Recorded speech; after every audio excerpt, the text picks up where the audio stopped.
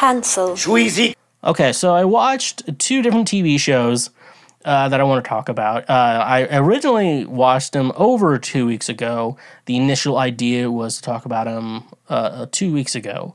But then issues with my dad arose. So health issues with my dad came up, and I had to hold this off. And last week I was actually planning on talking about this, but I ended up talking about my dad for too long, and I had to cut it. So now it's finally time. Hopefully my memory serves me right, but luckily I take impeccable notes because I'm built different. We all know I'm built different. And therefore, we're going to go over this now. I watched The Dropout on Hulu. It's about science hottie Elizabeth Holmes.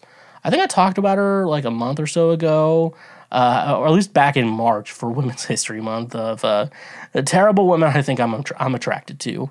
And Elizabeth Holmes made that list. And of the 3 women, she was definitely, I guess, she didn't murder anyone, I guess she could have been the cause of someone's death, but not directly. It's just semi-directly through misinformation of health. Misinformation of health. That's the term. So if you don't know anything about Elizabeth Holmes, I'm going to catch you up on her. The TV show did a great job doing that, but now it's my turn because that show is not my podcast.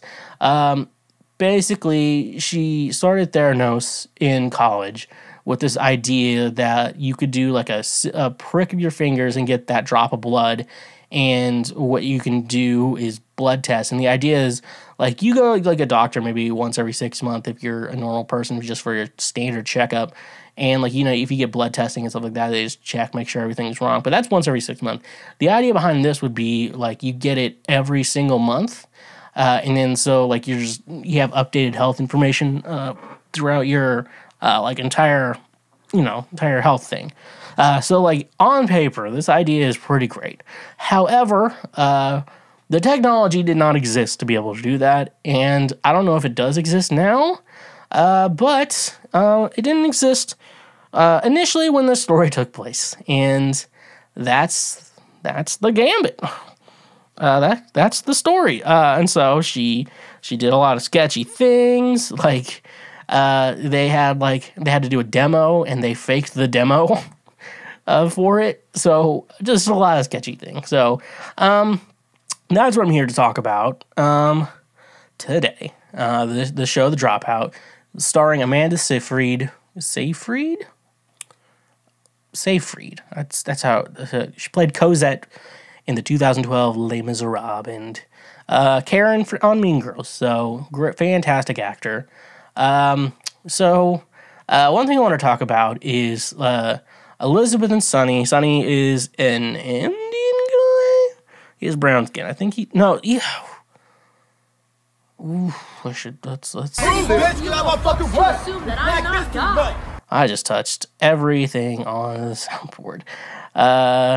Let's look it up. Let's pull out the iPad again. Sonny Therano. Not. Oh, Sonny Ramesh, Sonny Baldwin. Wait, what was I even talking about? Oh yeah, he's what country he's from? And so I was like, what fucking race is he? Pakistan. Okay, so I was way off. I was way off 100%. Yeah, there's like a 19-year age gap between the two. What? Yep. Between Sonny and her. Made him. He really made Elizabeth feel like a woman, a real woman. So there's like a 19-year age gap. And so like how the story, at least in the show, worked, like when I watched like a documentary, there's a documentary on HBO, a really good one, and it went through, Elizabeth, the whole story, basically the whole story, kind of what you heard here, but this is like actors acting out. That's like a documentary telling you what the hell is going on. And so everyone's like, they thought Sonny and Elizabeth had something, but no, this one just confirmed that they were in a relationship. And at first it just seemed like a genuine friendship, and later I realized it was kind of weird. I guess she was 18 when they met, so technically it was always legal. Still fucking weird. It's that weird. I always say, when you talk about the age gap, there's the general rules of make sure they're, queens above 18. What? That guy. But 18 and 35 is weird. And then, 30 and 49 is not weird. So, it's like that. It's always when you met the girl. So, if you meet a girl, like I'm 28 right now, and, I meet a girl who's 13 and we don't do anything ever, and then she turns 20, and I'm like, okay, well, it's not that weird, but I met her when she was 13, so that's kind of weird. But if I meet someone who's 20 right now, it's not a big deal. That's how life is, and my hair is being... It's only weird when I'm podcasting. And so, yeah, the age gap was weird, and it kind of just seemed like the more you're watching it, he was being super manipulative towards her, and I kind of assume that she would have probably been a little bit more ethical. I think Sonny, he's just a shady business guy, and I've worked jobs with people just like Sonny.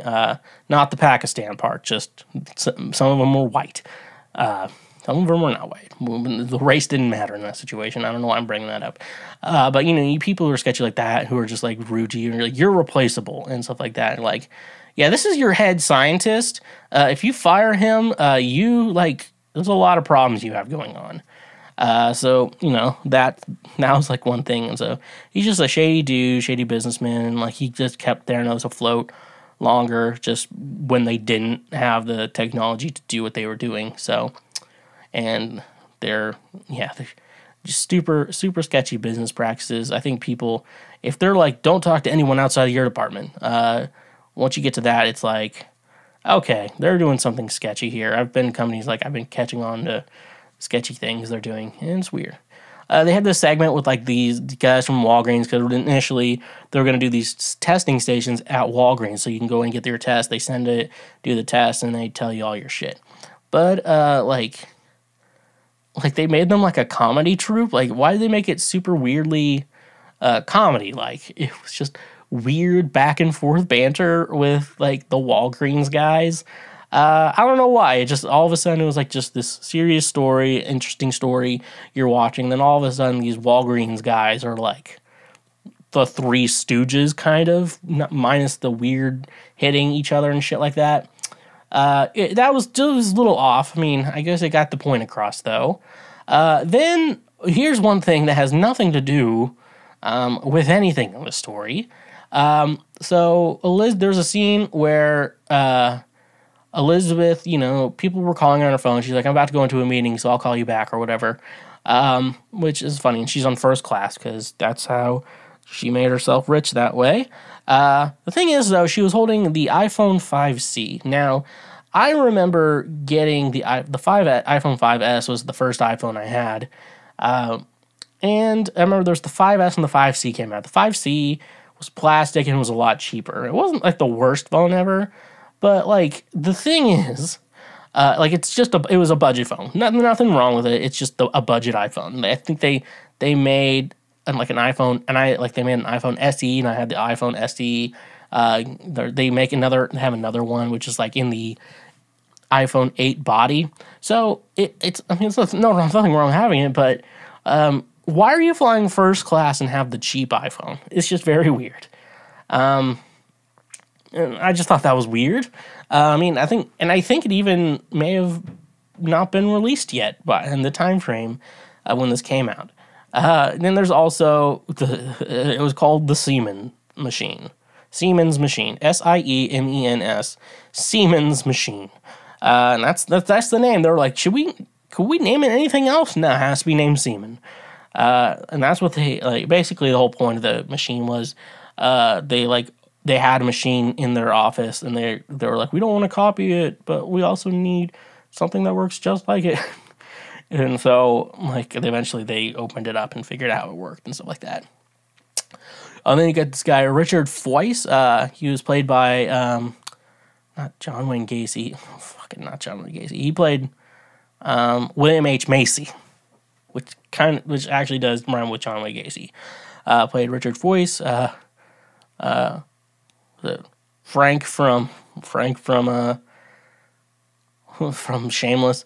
He's not a good guy, and like he did some bullshit. He does a lot of medical patents, and that's how he made his money. And like he tried to sue Elizabeth because when she initially was starting, she didn't ask him to be on like the board or help at all, and so he like tried to get a patent out of spite, and they like sued him and everything. And there's a whole thing with the lawsuit there. And Red Foreman was Elizabeth's lawyer, and yeah, I mean, good stuff right there. Dylan Minnette from 13 Reasons Why, he played Tyler Schultz. Great casting. And if you watch the original like HBO documentary, they really go over like his story well. And also, yeah, I have to say Amanda Seyfried or Cosette from Les Miserables or Karen from Mean Girls, spectacular. I think she really nailed the role for Elizabeth. At some point, you could see her cracking and not doing like the low voice. I mean, that was kind of weird, but besides that, yeah, I guess, I don't know if Amanda Seyfried's natural voice was like, "Hi, I'm Elizabeth Holmes, and I'm the CEO of Theranos," or whatever shit, though. Overall, great show. If you have a Hulu subscription, definitely check it out. Definitely a worthwhile watch. Hey, you just finished one of the many, many highlights from Cancel Schweezy. We got plenty more on the channel, so make sure you hit that subscribe button, and if you like what you just watched, go ahead and smash that like button as well. Go subscribe for more so we can teach you how to be a better human in our world. So yeah, stay awesome.